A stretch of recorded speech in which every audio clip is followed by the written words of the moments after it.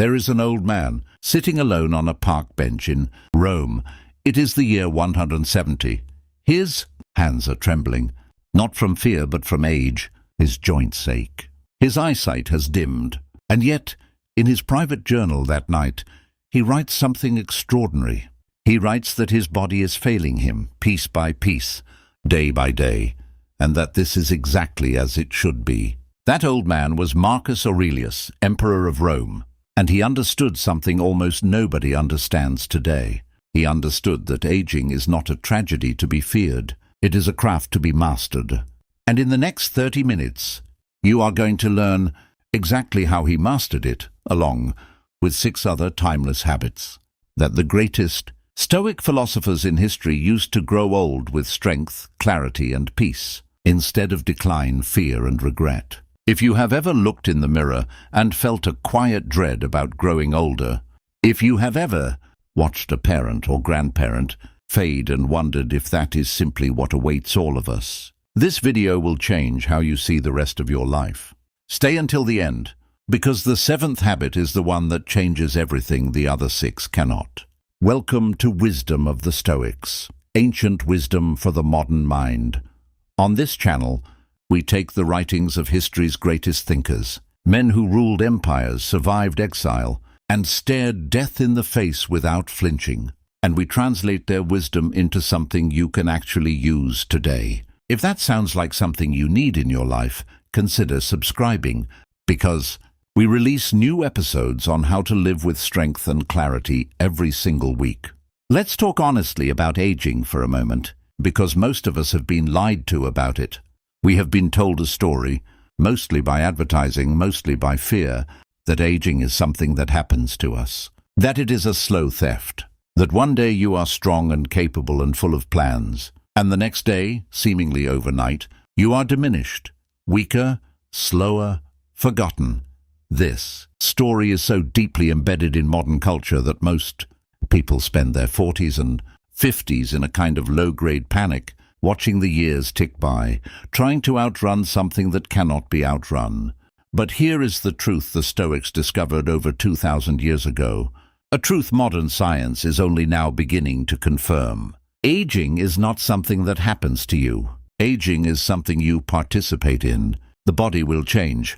That part is not optional. But how you age, the sharpness of your mind at 70, the strength in your legs at 80, the peace in your heart at 90, all of that is shaped far more by daily habits and inner discipline than by the simple passage of years. Seneca, writing to his friend Lucilius in his final years, said that it is not that we have a short life, but that we waste much of it. He was not talking about the young. He was talking about people exactly like the person watching this video right now, people who assume there will always be more time to build the habits that matter, until suddenly there isn't. The Stoics were not interested in adding years to life for the sake of it. They were interested in something far more valuable, adding life to years. And they left behind a blueprint, forged not in comfortable palaces but in exile, in plague, in war, in the daily grind of ordinary Roman life, for exactly how to do that.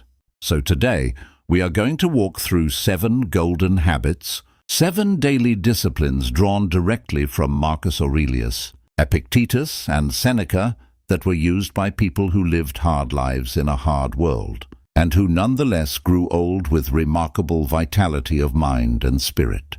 We will follow the story of a woman named Elena, 73 years old, whose life you will come to know intimately over the course of this video, because sometimes the only way to truly understand a philosophy is to watch it lived.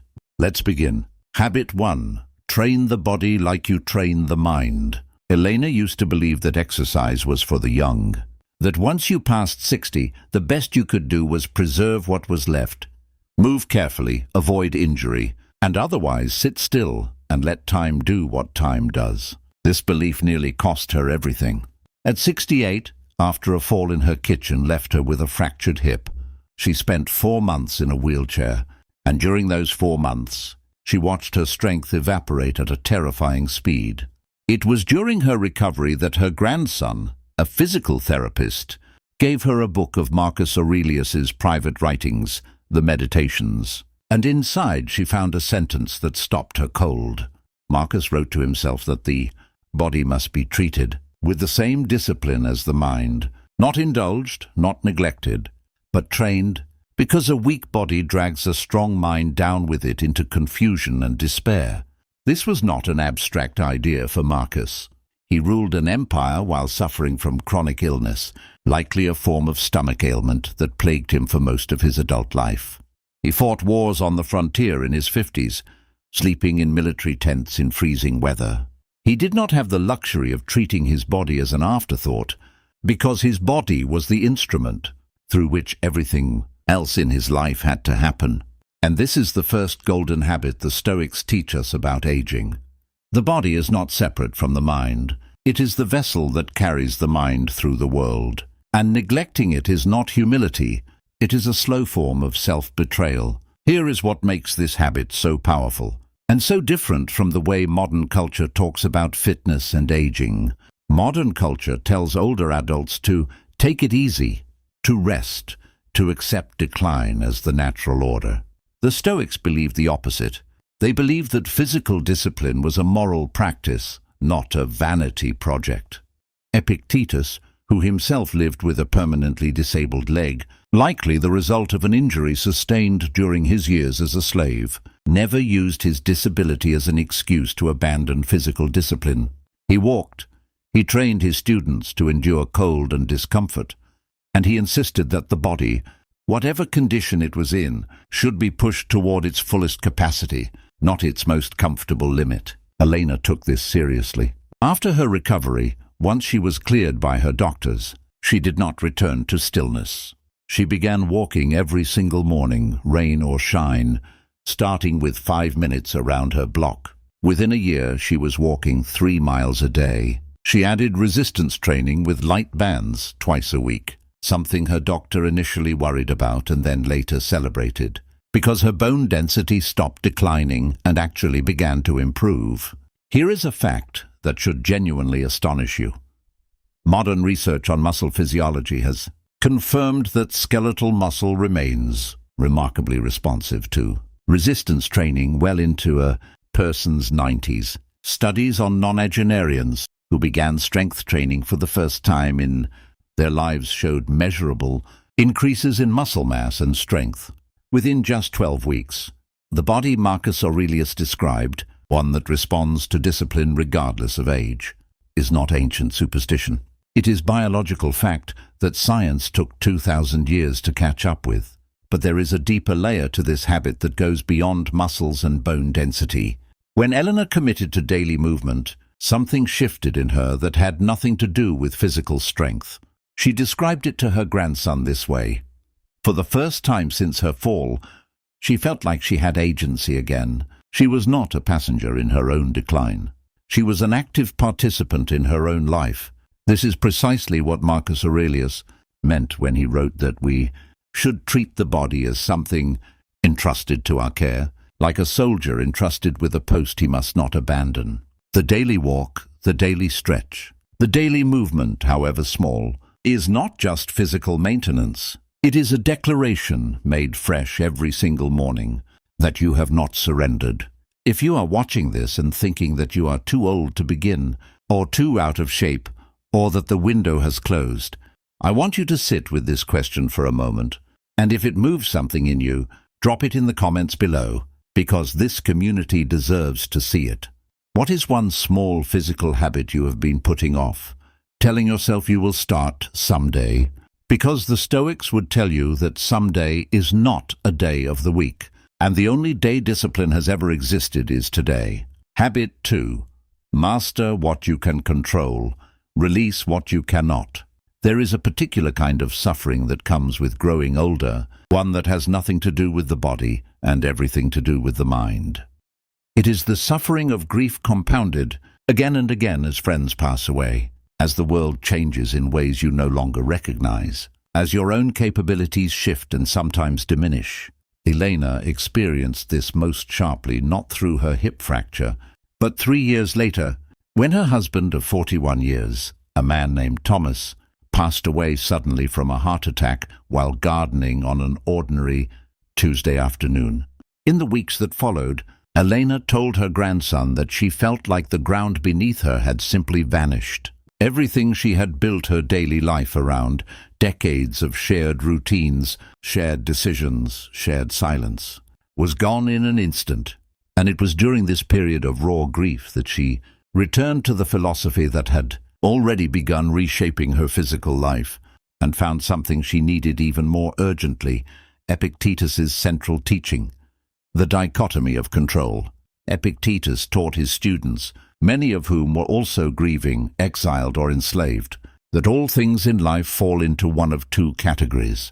There are things within our control, our judgments, our responses, our efforts, our character, and there are things outside our control, other people's actions, the length of our lives, the health of our bodies, the timing of loss.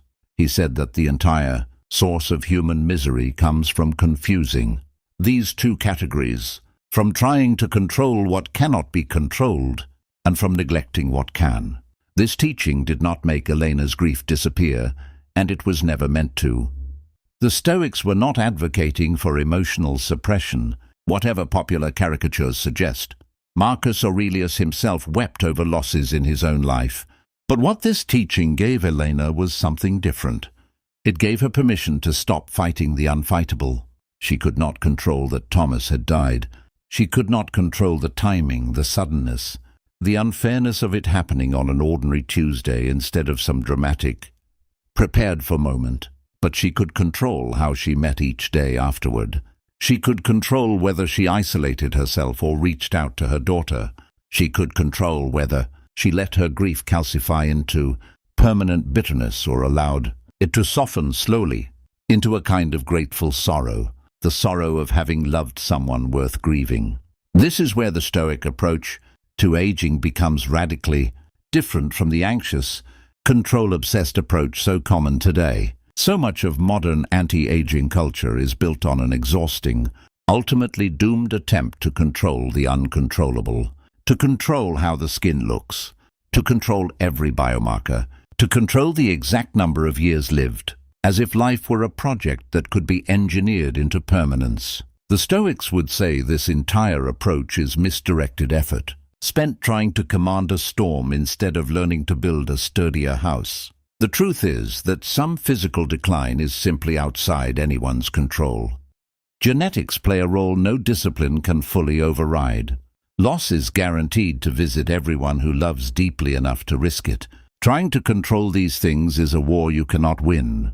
And Epictetus would say that fighting an unwinnable war is not courage. It is a failure to see clearly. What is within your control, always, at every age, in every circumstance, is your response.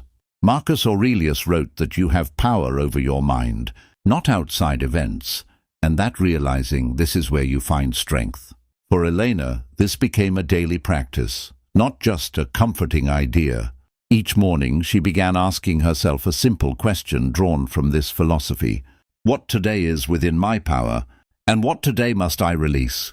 Some days the answer was small, whether to call her daughter or wait for her daughter to call. Some days the answer was enormous, whether to let Thomas's death be the end of her own vitality or the beginning of a new, harder one kind of strength. I want to pause here and ask you something, because this habit is perhaps the most quietly transformative one on this list, and I think it deserves real reflection rather than passive listening. Think of one thing right now in your own life that you have been spending enormous emotional energy trying to control, something that genuinely sits outside your power. Maybe it is someone else's opinion of you. Maybe it is a diagnosis you cannot undo. Maybe it is simply the fact of growing older itself.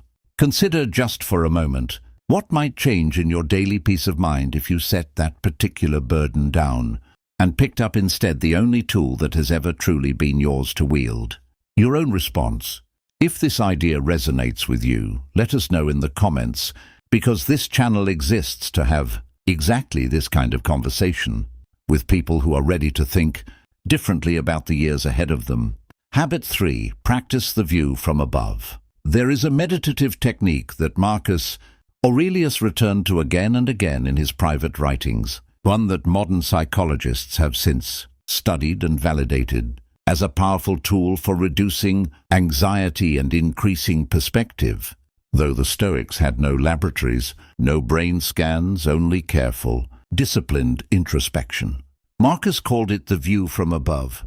He would imagine himself rising in his mind's eye above the city of Rome, above the empire itself, until he could see the whole sweep of human life from a great height, armies marching, marketplaces bustling, families grieving and celebrating, all of it unfolding across the vast, indifferent landscape of time.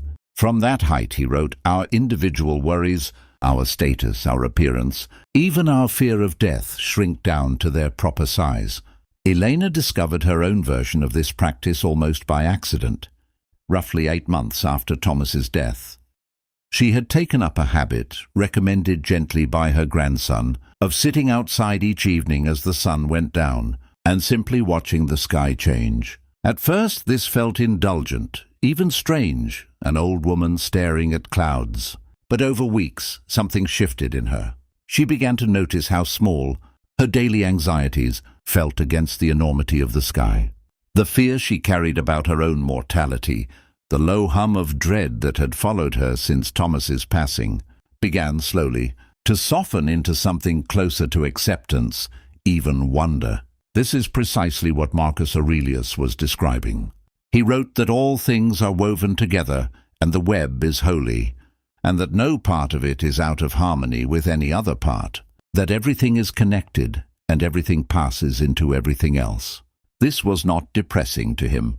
It was liberating, because if you and your worries and your fears about aging are simply one small thread in an unimaginably vast tapestry stretching across all of human history, then the pressure to control every detail of your own decline, to fight every wrinkle and every grey hair as though it were a personal insult, begins to feel almost comically small. There is real psychological substance behind this practice, something researchers today call self-distancing, or more broadly, cognitive reappraisal through perspective shift. Studies on aging populations have found that individuals who regularly practice this kind of perspective-taking, mentally stepping back from their immediate circumstances to view their life within a larger context, report significantly lower rates of anxiety and depression related to aging, and higher reported life satisfaction, even when their physical health outcomes are comparable to those who do not practice this technique. In other words, the view from above is not simply poetic. It appears to change how the aging brain processes fear itself. For Elena, this practice became something she did not just at sunset, but in smaller moments throughout her day. When she felt frustration rising, perhaps over a doctor's appointment that ran long, or a grandchild who forgot to call, she would pause, close her eyes for just a few seconds, and imagine herself rising above the moment, seeing herself as one small figure in an enormous, ancient, ongoing story of human life. And nearly every time the frustration lost its grip on her just a little. Seneca captured this same idea from a slightly different angle. He wrote that we suffer more in imagination than in reality, and that so much of the pain we carry about growing older is not the pain of the present moment, but the pain of an imagined future, a future of decline and helplessness that has not actually arrived and may never arrive. In the form we fear, the view from above pulls us out of that imagined future and returns us to the only place life is actually lived, right now, in this exact moment, however ordinary or extraordinary it happens to be. Try this for yourself this week. Tonight, if you can, step outside, even for just 2 minutes, and look up. Let your worries about tomorrow shrink just slightly against the size of the sky. And if you do this, come back and tell us in the comments what it felt like, because I promise you, you will not be the only person in this community who needed to hear that their fears, however real, are not the whole story. Habit 4. Speak to yourself like someone worth respecting. There is a particular cruelty that many people direct at themselves as they age, a private, constant inner monologue of criticism that would be unthinkable to say aloud to another person. You look old. You are slower than you used to be. You are becoming a burden. This voice, for many people, grows louder with every passing year until it becomes the dominant soundtrack of their inner life. Elena knew this voice intimately. In the year following Thomas's death, she caught herself more than once, standing in front of the bathroom mirror, silently listing everything wrong with her reflection, the lines around her eyes, the way her hands had begun to look, in her words, like an old woman's hands, as though she were somehow separate from the old woman she now was. It was her grandson again who gently pointed her toward Marcus Aurelius's writings on this exact struggle. Marcus, despite ruling the most powerful empire on earth, was relentlessly, almost obsessively focused on the discipline of his own inner speech. He wrote to himself that he must not waste the remainder of his life in thoughts about other people unless he was thinking of them for some mutually beneficial reason, and that he should waste even less time in cruel thoughts about himself. He understood something that modern psychology has since confirmed through decades of research. The way we speak to ourselves internally shapes not just our emotional state, but our actual physiological stress response, our immune function, and over the long term, our biological aging process itself. This is not exaggeration. Longitudinal studies tracking older adults over decades have found a striking, consistent pattern. Individuals who hold more positive self-perceptions of their own aging, who do not internalize negative stereotypes about growing old, live measurably longer than those who hold negative self-perceptions, with some studies showing a difference of more than 7 years of additional life expectancy. 7 years. Not from diet, not from exercise, from the simple, daily discipline of how a person speaks to themselves about their own aging process. Seneca wrote extensively to his friend Lucilius about the danger of what he called borrowed opinions, the tendency to absorb the crowd's fears and judgments as though they were our own private truths. He warned that most people do not actually examine whether their fear of old age is their own considered conclusion or simply an inherited anxiety, absorbed unconsciously from a culture that worships youth and treats aging as a kind of failure. He urged his readers to examine their own inner voice the way a careful judge examines testimony, asking, is this true, or is this simply what I have been told to believe? Eleanor began a practice, again small and unglamorous, but powerful in its consistency. Each time she caught the critical voice rising, the voice cataloguing her wrinkles or her slower gait, she would pause and ask herself a single question, drawn directly from Stoic practice. Would I say this to someone I loved? The answer every single time was no. She would never have told her closest friend that her hands looked old and shameful. She would never have told her daughter that slowing down was a form of failure. And so, slowly, deliberately, she began extending to herself the same basic respect she had always extended to the people she loved. This is the fourth golden habit, and it is deceptively simple to describe and genuinely difficult to practice. Speak to yourself, especially about your own aging, with the same dignity you would offer someone you respect. Not false flattery, not denial of real physical change, but respect.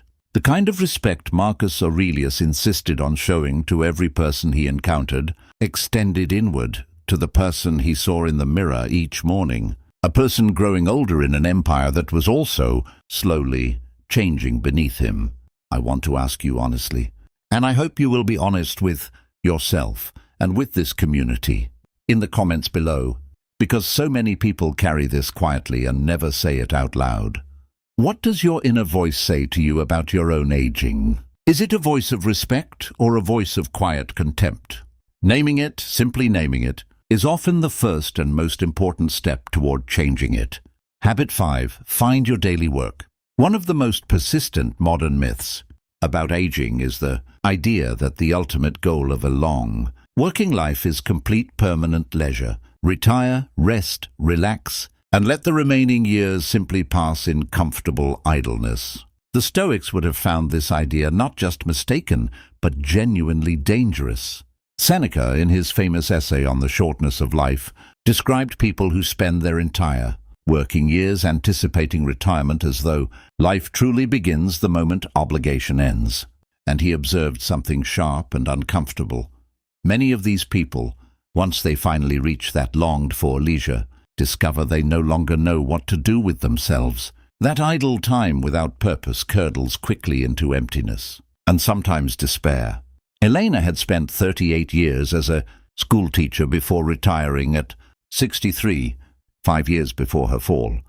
In the years immediately following retirement, before Thomas's death, she noticed something she found embarrassing to admit even to herself. She felt oddly purposeless. Her days, once structured tightly around lesson, plans and the urgent needs of 30 children at a time, had become loose, unstructured, quietly aimless. She filled the time, but she did not feel filled by it. The Stoics had a specific answer to this problem, one rooted deeply in their understanding of human nature.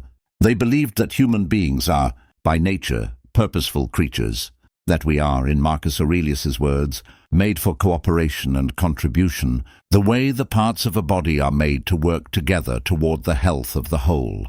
He wrote that when he did not feel like getting out of bed in the morning, he reminded himself that he was born to work, in cooperation with the world, the way it is in the nature of a bee to make honey. A bee does not retire from being a bee. Purposeful work in some form was not, for the Stoics, a burden to be escaped in old age. It was a fundamental part of what it meant to remain fully human.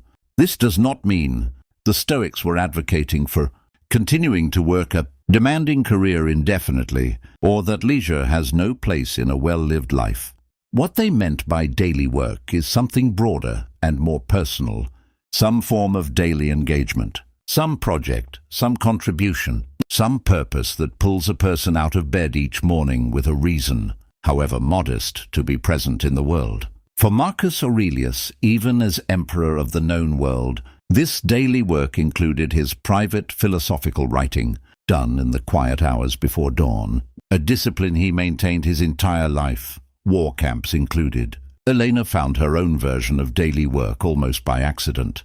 Roughly a year after Thomas's death, when a neighbor mentioned that the local elementary school, the very one Eleanor had taught at decades earlier, was struggling to find volunteers to help children who were behind in reading. Eleanor began volunteering 2 mornings a week, sitting with 8-year-olds who stumbled over words, guiding them patiently through sentences the way she had guided thousands of children before them. She told her grandson that those 2 mornings became, unexpectedly, the anchor of her entire week. Everything else, her walks, her evening reflections, her conversations with her daughter, seemed to organize itself more easily around those 2 purposeful mornings. There is compelling research supporting exactly what Elena discovered through lived experience.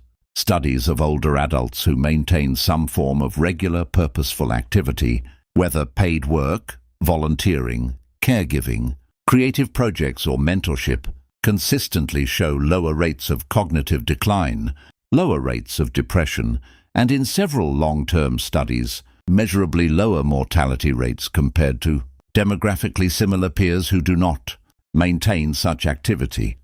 The specific form of the work seems to matter far less than the simple presence of it, a reason renewed each morning to engage fully with the world rather than withdraw from it. This is the 5th golden habit. Find your daily work, whatever form it takes at this stage of your life, and treat it with the same seriousness the Stoics treated their own callings. It does not need to be grand. It does not need to be paid. It simply needs to be yours, something that asks something of you, and in doing so, gives you back a reason to remain fully, purposefully alive. If you have found your own version of daily work in your later years, whether it is gardening, mentoring, caregiving, art, volunteering, or something entirely your own, I would genuinely love to know what it is. Share it in the comments below. This community grows stronger every time someone is generous enough to share what has actually worked in their own life. And someone watching this right now may find exactly the idea they needed in your comment. Habit 6. Rehearse adversity before it arrives. There is a Stoic practice that sounds, on first hearing, almost morbid. and yet those who understand it correctly describe it as one of the most liberating disciplines in the entire philosophy. The Stoics called it premeditatio malorum, the premeditation of adversity. The practice involves deliberately, calmly imagining in advance the difficulties that might come: illness, loss, physical decline, even death itself. Seneca wrote to Lucilius that nothing ought to be unexpected by us, that our minds should be sent forward in advance to meet every possible difficulty, so that when hardship actually arrives, we are not shattered by its novelty, but simply recognize an old, already considered visitor. This is not, as it might first appear, an invitation to pessimism or anxiety. Quite the opposite. Modern psychology has identified something remarkably similar in what is now called defensive pessimism and anticipatory coping, both of which have been shown in careful studies to reduce anxiety and improve resilience when practiced deliberately and calmly, as opposed to the chronic, uncontrolled worry that simply exhausts a person without producing any useful preparation. The key difference between anxious, worry and stoic premeditation is control and intention. Anxious worry is a mind spinning helplessly, reliving the same fear again and again without resolution. Stoic premeditation is a mind deliberately, calmly walking through a difficulty once, thoroughly, in order to prepare a considered response, and then setting the exercise down.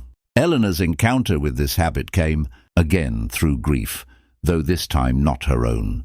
Roughly 2 years after Thomas's death, her closest friend from the volunteer program at the elementary school, a woman named Margaret, received a difficult diagnosis.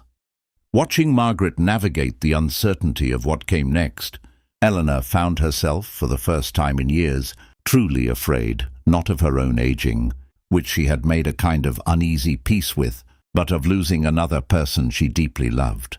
It was in this fear that her grandson introduced her to premeditatio malorum, and she approached it, at first with real skepticism. It seemed cruel to sit and imagine Margaret's death, or her own, but she tried it anyway, carefully, guided by Seneca's own words on the subject. She sat quietly one evening and allowed herself to imagine, fully and honestly, a future in which Margaret was gone. She imagined the specific grief of it, the particular silence that would follow, the empty chair at their usual coffee spot. She did not rush through this.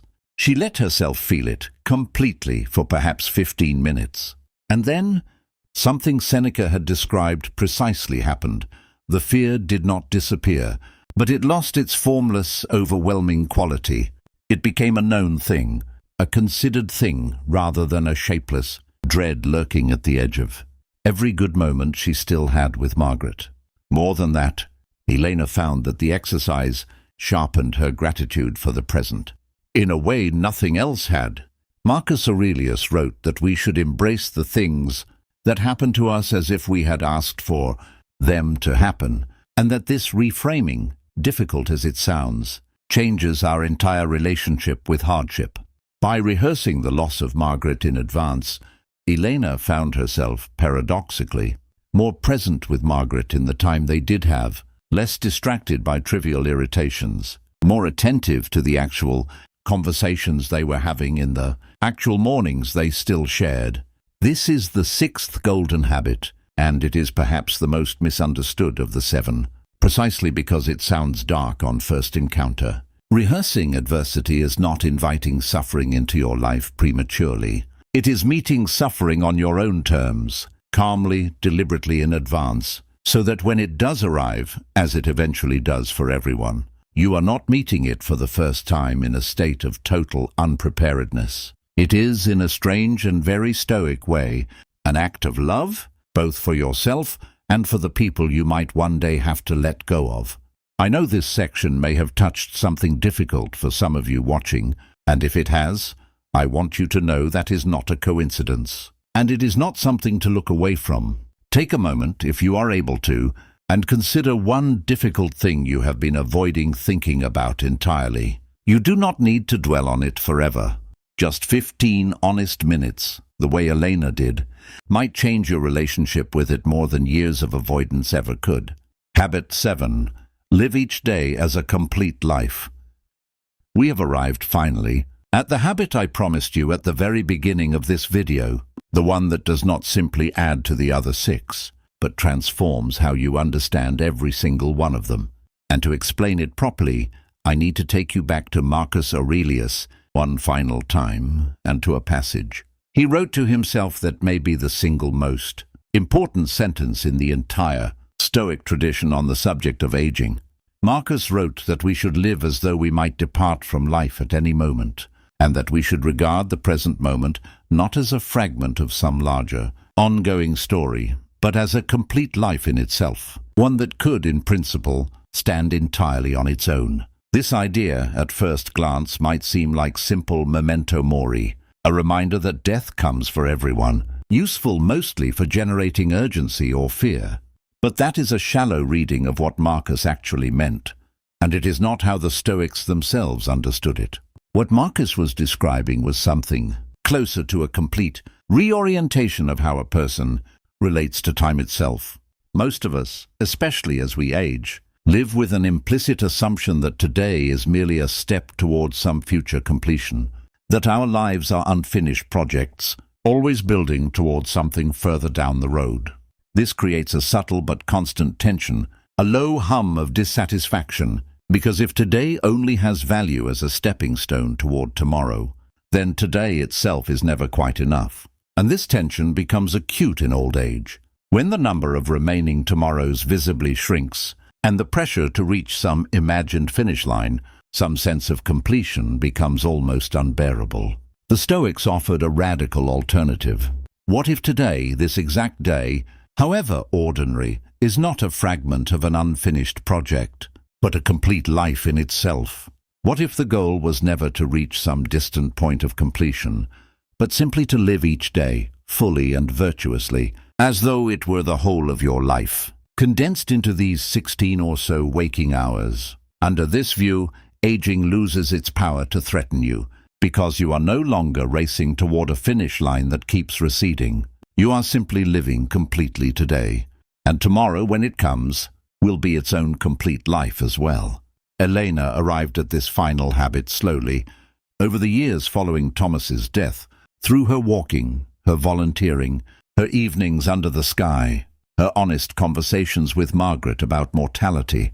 But it crystallized for her fully on an ordinary Tuesday, the same day of the week Thomas had died, 4 years after his death. She woke early, as she always did now. She walked her 3 miles.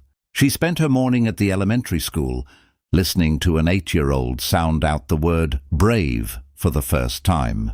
She had lunch with Margaret, whose diagnosis had, against difficult odds, stabilized. She sat in her garden that evening and watched the sky change color, the way she had for years now, and she realized, sitting there, that she was not waiting for anything. She was not counting down towards some future she needed to survive to reach. She was not mourning a past she could never return to. She was simply completely living that particular Tuesday, and it was, in its quiet, unremarkable way, enough.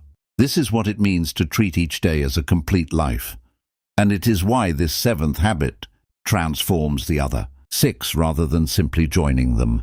The physical discipline of habit 1 is not preparation for some future healthy old age. It is today's complete expression of respect for the body you have right now. The acceptance of what you cannot control in habit 2 is not a strategy for some eventual peace. It is today's complete peace, available right now in this moment, regardless of what tomorrow holds. The daily work of habit 5 is not a bridge to some future sense of purpose. It is today's complete purpose, whole and sufficient in itself. Seneca captured this same understanding when he wrote that the whole of life is like a single day to the wise, containing everything necessary within it, and that the person who has learned to live one day fully has, in a very real sense, learned to live an entire life fully, because the same discipline, the same presence, the same virtue that fills one good day can fill any number of days, however many happen to be granted. Aging, under this view, is not a decline toward an ending. It is simply the accumulation of complete days, each one whole, each one sufficient, Each one lived, in Marcus Aurelius's words, as though it were the last, not out of morbid fear, but out of complete grateful presence. The bench in the park. Let us return finally to where we began. An old man on a park bench in Rome, writing in his private journal, making peace with a body that was failing him piece by piece. Marcus Aurelius did not have the luxury of modern medicine, of resistance training research, of longitudinal psychology studies proving that self-perception affects lifespan. He had only careful observation of his own life, and the accumulated wisdom of the philosophers before him. And yet, reading his private words today, nearly 2,000 years later, we find a blueprint for aging that remains, in every meaningful way, more sophisticated and more humane than most of what modern culture currently offers us. 7 golden habits. Train the body like you train the mind, because the vessel and the pilot cannot be separated. Master what you can control and release what you cannot, because fighting the unfightable is not courage, it is exhaustion without purpose. Practice the view from above, because your fears, however real, are smaller than the sky you fear them under. Speak to yourself like someone worth respecting, because 7 years of life have been measured in the simple difference between contempt and dignity toward your own aging self. Find your daily work, because purpose is not a luxury reserved for the young. It is the honey a person, like a bee, was always meant to make. Rehearse adversity before it arrives, not out of fear but out of love, so that when hardship comes, you meet it as a known visitor rather than a stranger who catches you unprepared. And live each day as a complete life, because the moment you stop, treating today as a stepping stone towards some future completion, aging loses its power to threaten you at all. Elena is 73 now. Her hands still show the years. Her hips still ache sometimes before rain. She still grieves Thomas quietly on certain Tuesdays. But she told her grandson something recently that I want to leave you with, because I think it captures everything these 7 habits are ultimately pointing toward. She said that she used to think growing old meant slowly disappearing. And now, 4 years into practicing these habits, she understands it differently. Growing old, she said, is not disappearing. It is arriving more and more completely at exactly who you were always capable of becoming. If this video meant something to you, if even one of these 7 habits landed in a place that needed it, I want to ask you for 3 things. And I promise I will not ask you again for a while, because this community has never needed to be asked twice.